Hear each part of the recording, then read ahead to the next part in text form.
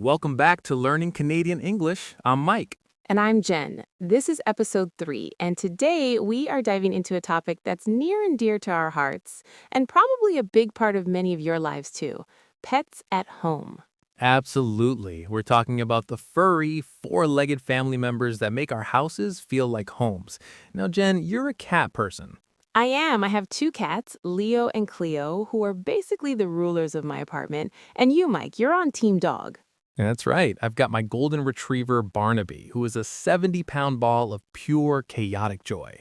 So we've got both sides of the classic pet debate covered today. Perfect. So let's start with the fun stuff: daily life and their just bizarre behaviors. What's the weirdest thing Barnaby does on a regular basis? Oh, easy. The zoomies. For anyone who doesn't have a dog, this is when he just explodes with energy and does laps around the living room, completely unhinged, bouncing off the furniture. It's like a furry tornado. Oh, I know the zoomies. My cats get them too, usually at 3 in the morning. It sounds like a herd of elephants upstairs. The worst is when he misjudges a turn and slams into the coffee table. You hear this loud thump, followed by a shake of his head, and then he just keeps going like nothing happened. No shame. The head shake of invincibility. Leo does that after he misjudges a jump and face plants right into a wall. He just stands up, puffs out his chest, and looks at me like, I meant to do that. It's pure feline pride. Oh, the head shake of invincibility? Leo does that after he misjudges a jump and face plants right into a wall. He just stands up, puffs out his chest, and looks at me like, I meant to do that. It's pure feline pride. The worst is when he misjudges a turn and slams into the coffee table. You hear this loud thump, followed by a shake of his head, and then he just keeps going like nothing happened. No shame. And the walks, they're not just walks, are they? They're adventures. Every single walk is the best walk of Barnaby's life. The sniffing, my God, the sniffing. We can stand in one spot for 5 minutes while he downloads the entire history of every dog that's ever passed that blade of grass. Exactly.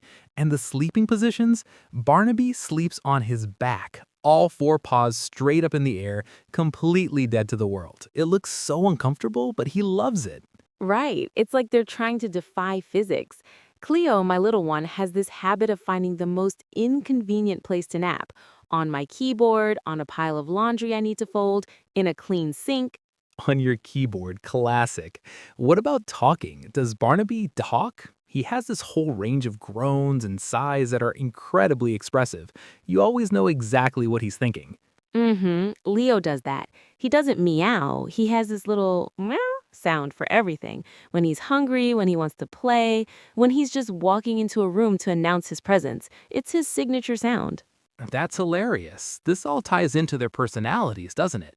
Barnaby is just a goofy, lovable doofus. He has zero self-awareness about his size. He still thinks he's a lapdog. Totally. My two are complete opposites. Leo's the anxious, dramatic one. If his food bowl is only half full, he acts like it's the end of the world. Cleo is the total cuddle bug. She's just pure affection and purrs. That 70-pound lapdog situation is so real. Barnaby will try to climb onto the couch and just sort of melt onto you. He doesn't seem to understand that his bones are heavy. He just wants to be as close as physically possible. That's so interesting how they can be so different. And what about training? I feel like this is where dog and cat owners have very different experiences. You think? The only thing I've successfully trained my cats to do is to come running when they hear a can opener. That's it. Right. We went through puppy classes, and Barnaby knows sit, stay, paw, but he has what I call selective hearing. He knows exactly what I'm saying, he just chooses whether or not it's worth his time to listen. Selective hearing, I know that well. It's more like my cats have trained me. They've trained me to get up at 6 a.m. for breakfast. They've trained me to pet them in a very specific way. I'm the one who's been trained. Oh, absolutely. I have a designated cat TV window with a bird feeder outside just to keep them entertained. I've arranged my entire living room around their cat tree. My schedule revolves around their feeding times. It's not my apartment anymore. It's a meticulously curated cat sanctuary that I'm just allowed to live in. That sounds about right for a cat owner. But let's shift gears a little to the less glamorous side of pet ownership: health and care. It's not all cuddles and zoomies. Ugh, don't remind me. The vet visits. Just trying to get two cats into their carriers is an Olympic sport. They see the carriers come out and they just vanish. It's like they can turn into liquid and pour themselves under the sofa. Mm-hmm. Dogs are usually easier in that regard. Barnaby loves car rides, so getting him to the vet isn't the problem. It's the bill afterwards that hurts. We just had to figure out some skin allergies he's been having. Oh no, allergies. Leo has some food sensitivities too. It took us ages to find a food that didn't upset his stomach. It can be so stressful trying to figure out what's wrong when they can't just tell you. It really is. And as they get older, you worry more. Barnaby's starting to get a little gray around his muzzle, and you start thinking about joint supplements and preventative care. You just want them to be comfortable and healthy for as long as possible. Exactly. It's a huge responsibility, and it really makes you appreciate the value of good pet insurance, eh? You are not kidding. A single emergency visit can be financially devastating if you're not prepared. It's one of those must-haves for Canadian pet owners. For sure. And speaking of health, let's talk about food. This is another area with so many opinions. What's Barnaby eating these days? We're on a high-quality kibble right now, one that's supposed to be good for his sensitive skin. You go to the pet store and it's overwhelming. There's kibble, raw food, dehydrated, grain-free. It's a rabbit hole. It is. And cats are notoriously picky eaters. I'll buy a case of wet food that they loved last week, and this week they'll just sniff it and walk away in disgust. It's like they're personally offended by my choice. Personally offended. I get that. And treats. Barnaby would do anything for a piece of cheese. That's his ultimate high-value treat. My cats love those little lickable tube treats. They go absolutely feral for them. It's the only time they're guaranteed to get along. Okay, so from food, let's move to the output. And by that I mean fur, shedding, the constant battle. Oh my gosh, pet hair. It's a condiment in my house. I've just accepted that everything I own is covered in a fine layer of cat fur. I wear a lot of black, which was a terrible life choice. Right? A golden retriever sheds tumbleweeds of fur. We have a robot vacuum that we named the Furminator, and it runs every single day. Every day. And it's still not enough, especially during the spring shed. The spring shed is the worst. It's like they're shedding an entirely new animal. And grooming? Do you groom Barnaby yourself? We do the brushing, but baths and nail trims are a production. It takes two of us.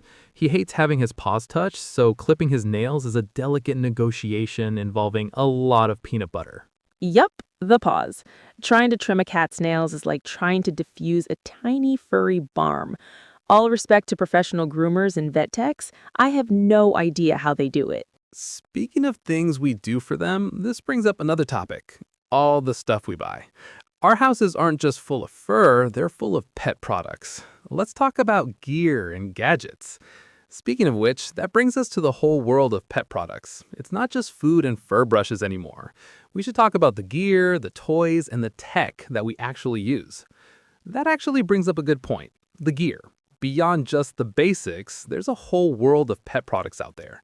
What are some of your must-haves? Have you found any toys that can actually stand up to Barnaby? They are actual superheroes. Well, I think we've covered the good, the bad, and the furry. From their hilarious personalities to the endless vacuuming, it's quite the journey, isn't it? It's more than a journey, it's a complete lifestyle change. Before Leo and Cleo, my apartment was just a place I slept. Now it's a home filled with their energy. It forces you to be more present, you know? Totally. There's a certain mindfulness that comes with pet ownership. You can't just zone out on the couch all weekend. Barnaby needs his walks, his playtime. It gets me out of the house, even on those days when I'd rather just be lazy. It really is. But even with all the challenges, the shedding, the vet bills, it's so worth it. I can't imagine my home without my little gremlins. They bring so much life and laughter.